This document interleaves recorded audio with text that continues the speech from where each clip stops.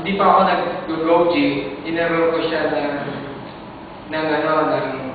first year sa niya, St. Michael. Ang lakas ng loob ko, wala akong pang-enroll. GSIS ang ginamit ko. Galing sa inay ang salary, sweldo. Hirap ko sa nanay ko at saka yung kapatid ko sa kanila. Lakas ng loob ko. Buti na lang with Goji Business. Alam nyo, mag-graduate lang niya last week. Nakakatuwa, mana sa daddy, ang daming award ng kaibigan niya. Meron yung award, nakadalawang medal siya, best in computer, nakakatawa, di mo ba? Yung kaklase niya kasi na yung valedictorian nila, puno-puno ng medal. Sabi ko, hindi mo tiniran yung kaibigan mo, yung anak mo? Naalala ko pa na yung high school ako. Pero masaya, alam mo, ano na siya, magka-college na siya. At with Goji Business, kaya ko na pakarali siya sa kung anong eskwelahan gusto niya. Yes! Di ba yung maganda? Yes! Alam nyo, kailangan alamin nyo lang yung reason. Bakit nyo gagawin ito? Kung malinaw na malinaw yung reason, bakit nyo gagawin ito? Magagawa nyo ang business. Alam nyo po na na-imagine ko nga minsan, paano kaya kung hindi ako nag-decide gawin ng business? Siguro baka ang pag-aaral ng anak ko, di ko alam. Baka ipilitin ko siya mag-aral mabuti para mag-eskola, para sa kapitbahay na lang naming barangay school ko siya pasukin. Ganun po yung pwede mangyari kung hindi ako nag-decide. Buti na lang, last 4 years ago, nag-decide po kami ni Mel na gawin yung business. Yes. Ginawa po namin. Hindi po kami nagkamali. Nakakatawa po sa business na to. May mga kaibigan po kami dito na isama sa business na may negosyo. May mga maganda po ang kabuhayan. Pero ang nakakatuwa, nag-goji pa rin. Di mo ba? Gaya po ni Louie, kaibigan po namin yan. May negosyo po sila. Pinasyal po nila kami sa kanilang business. Ang nakakatuwa, may negosyo na siya, dinagdagan pa niya ng Goji Business. Yes! Di mo ba? Lalo dapat po higit na mag-business, yung kagaya po natin, na walang negosyo, tama po ba? Yes! Yes! Kasi dito po sa free-life business, mag-decide ka o hindi, parang may resulta. Pero ikaw lang magsasuffer kung anong decision mo. Kung gawin mo ba ito, anong resulta. Kung hindi mo ba gawin ito, anong resulta. Pero kami po ni Mel, pinili po namin na gawin ang business na to para po sa aming mga anak, sa aming parents, para po sa aming ni Mel. Alam nyo, hindi po namin alam yung award kahapon. Sinurprise kami ni Lisa, akala ko kung ano lang. Salamat sa mga partner natin sa business. Kasama po kami dun sa top, dun sa service school. Nakakatawa, di po ba? Ang maganda po, yun po ang pinakamagandang nakita kong award kasi may income. Di ba? Magandang award yun eh. Di ba? Kasi kung mga kagaya po nung award ng kaibigan ni Ivan doon, ano tawag na Loyalty Award. Maganda po yung award kahapon na Service School Top Earner. Nakakatuwa po. Siguro po yung kinita po namin doon, mga 10 taon na ako nasa empleyado. Nakakatuwa po dito sa free life business. Kaya I encourage you na gawin niyo po itong business. Nang hindi lang po, hindi po basta gagawin lang. Dapat po alamin niyo po.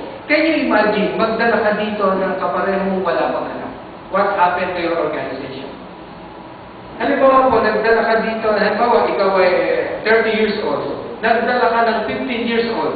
Yung 15 years old, magdadala ng 10 years old. Yung 10 years old, magdadala ng 5 years old. Yung 5 years old, magdadala ng 1 year old.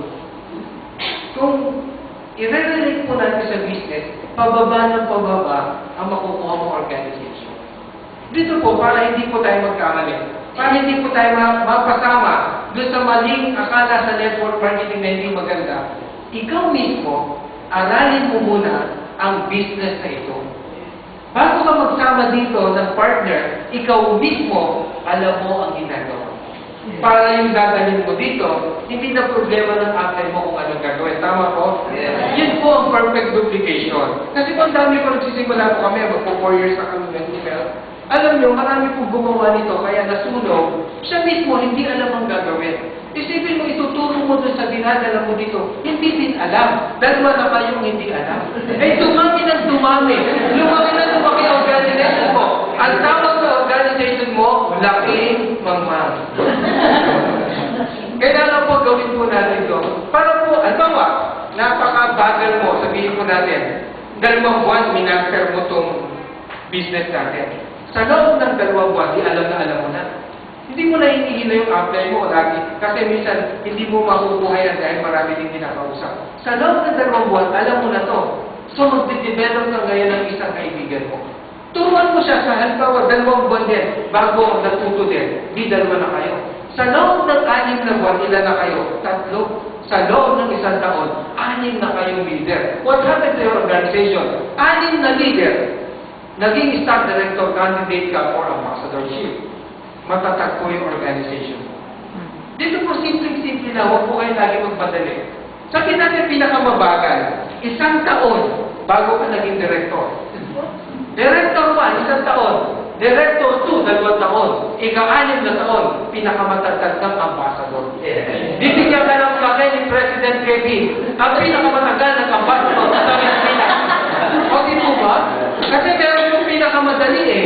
Ikaw naman yung pinakamatagal. Pero, pinakamatatag ng ambassador. Di po ba? Bakit iba yung iba nagmamadali?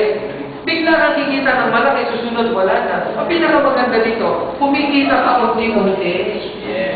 Di po ba? Sabihin natin na residual mo, $2,000, maganda po yun. Yun po yung tsahin ko na 20 taon ng trabaho sa Amerika, yun ang pension. Eh dito po kapag ginawa nyo, grabe. Ako nga po si Mr. yung may-ari ng Techno Marine, nakausap ko, si Mr. Lorenzo. Grabe, ang laki ng business. Alam niyo kung bakit ginagawa niya itong Goji? Sabi niya, alam mo, Orly, kung last 15 years ago nakilala ko ang Goji, hindi na ako mag-business. Alam mo, sikreto, sabi niya sa Goji, hindi lang yung yung produkto, given na yan eh. Hindi lang yung kumpanya. Hindi lang yung may puhunan ka o ano. Ang sabi niya sa akin, nagulat ako sa word siya, wisdom mo. Sabi niya, yung sasamahan mo doon. Kapalat po tayo sa business builder. Dito po sa, yung nagpatayo ng office na to, si Royal Ambassador Perno. Binigay niya po yung mga, kumbaga yung daan para po makapunta tayo dun sa kanya. Alam niyo po, kapag hindi niyo pag-aano alam ang product, ang business, ang compensation plan, alamin niyo po yung group. Kasi po sa Asia, ito pong grupo na to ang pinaka-stable, pinakamalaki, pinakamalakas, pinakamaraming ambassador dito po sa Asia, Pacific. Tandaan niyo po yun. Kaya yung pong sinabi niya, sa Australia pa siya na-open about this business. Nung makita niya itong team natin, nagulat siya, nag-decide siya ng gusto.